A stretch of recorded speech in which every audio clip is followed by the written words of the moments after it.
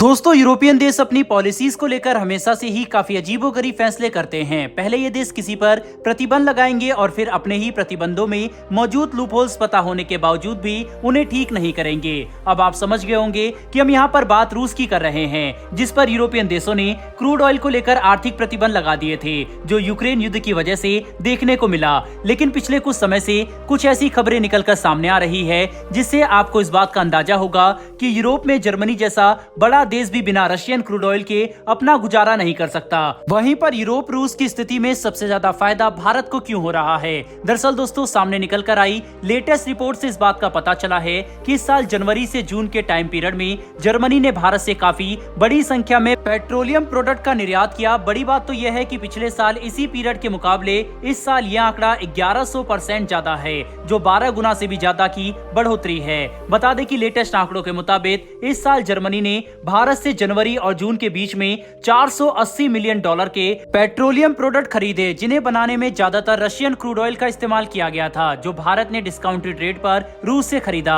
जबकि पिछले साल इसी टाइम पीरियड में जर्मनी ने भारत से सिर्फ 37 मिलियन यूरो के पेट्रोलियम प्रोडक्ट आयात किए थे, जिससे आप अंतर आसानी से समझ सकते हैं कि इस साल जर्मनी भारत से कितना पेट्रोलियम प्रोडक्ट आयात कर रहा है। अब अगर इस खबर के महत्व को समझने की कोशिश करें तो सबसे पहले हम आपको ये बताना चाहेंगे कि यूरोप में सिर्फ जर्मनी इकलौता ऐसा देश नहीं है जो भारत से लगातार पेट्रोलियम प्रोडक्ट की खरीद कर रहा है, वह भी ये जानते हुए कि इसमें अधिकतर प्रोडक्ट रशियन क्रूड ऑयल से बनाए गए हैं, जिसकी वजह से रूस पर यूरोप द्वारा लगाए गए प्रतिबंधों का असर न सिर्फ मिनिमल रह जाता, बल्कि इससे रूस को यूरोप के मार्केट में पहुंचने के लिए एक नया रास्ता मिला और यूरोप को वही क्रूड ऑयल और पेट्रोलियम प्रोडक्ट खरीदने के लिए पहले से काफी ज्यादा पेमेंट भी करनी पड़ रही है। ऐसे में जर्मनी समेत यूरोपियन देश भारत से लगातार क्रूड ऑयल की खरीद कर रहे थे, जिसे कुछ समय पहले नजर में आते हुए यूरोपियन पार्लियामेंट के अंदर डिबेट भी की गई और यूरोपियन देशों ने इस बात पर सहमति बनाई कि वह रशियन ओरिजिन के क्रूड ऑयल की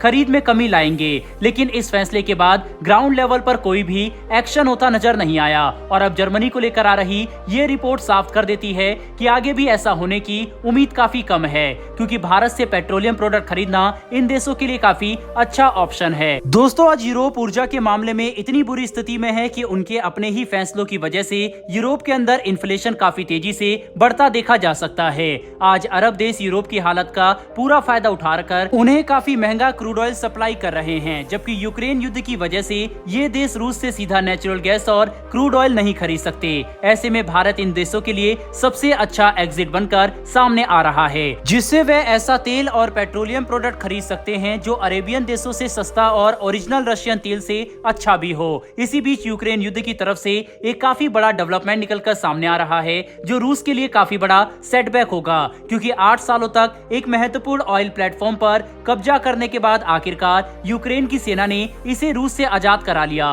और ये रशियन आर्मी के लिए एक काफी बड़ा सेटबैक साबित होगा, क्योंकि यहाँ पर अब यूक्रेन न सिर्फ अपनी जमीनों को धीरे धीरे करके वापस ले रहा है, बल्कि आर्थिक महत्व रखने वाले ऑयल प्लेटफॉर्म भी यूक्रेन की सेना हासिल करने में सफल होती दिखाई पड़ रही है। दरअसल दोस्तों, यूक्रेन की तरफ से एक वीडियो रिलीज करके इस बात की जानकारी दी गई कि उनकी सेना ने काला सागर में मौजूद एक महत्वपूर्ण ऑयल प्लेटफॉर्म पर कब्जा कर लिया है, जिस पर रूस 2015 से कंट्रोल रखता था। बता दें कि 2014 में रूस ने क्रीमिया पर हमला किया था और इस पर कब्जा करने के बाद आसपास के काफी सारे ऊर्जा के स्रोत, जिसमें ऑयल प्लेटफॉर्म और ड्रिलिंग मशीन शामिल है, उन पर कब्जा कर लिया गया था। लेकिन अब एक मिलिट्री ऑपरेशन के दौरान यूक्रेन की सेना ने इस महत्वपूर्ण ऑयल प्लेटफॉर्म पर वापस कब्जा कर लिया है, जिसकी लोकेशन काला सागर में रूस के क्रीमिया और यूक्रेन के ओडेशा के बीच में बताई जा रही है, जो काफी रणनीतिक लोकेशन है। बता दें कि रिपोर्ट में तो इस बात की भी जानकारी दी गई है कि इस और प्लेटफॉर्म को हासिल करने के दौरान यूक्रेन और रूस की सेना में एक काफी इंटरेस्टिंग कॉम्बैट देखने को मिला, जिसमें रूसी वायुसेना का एक सुखोई 30 लड़ाकू विमान समेत यूक्रेन नौसेना के अटैक बॉट शामिल थे, जिन्होंने रूसी विमान पर हमला करके उसे पीछे जाने के लिए मजबूर कर दिया, जिसके बाद से मिलिट्री ऑपरेशन के दौरान यूक्रेन की सेना ने इस ऑयल प्लेटफॉर्म पर कब्जा कर लिया, जो कि यकीनन यूक्रेन के लिए एक काफी बड़ी जीत है। बहरहाल दोस्तों, इस वीडियो में इतना ही। इन दोनों ही विषय के ऊपर आपकी क्या राय है, कमेंट बॉक्स में लिखकर जरूर बताइएगा। साथ ही हमारी आने वाली डेली ऐसी वीडियो के लिए चैनल को सब्सक्राइब कर बेल नोटिफिकेशन अवश्य दबा लें। फिर मिलेंगे ऐसी एक नई वीडियो के साथ। धन्यवाद। जय हिंद।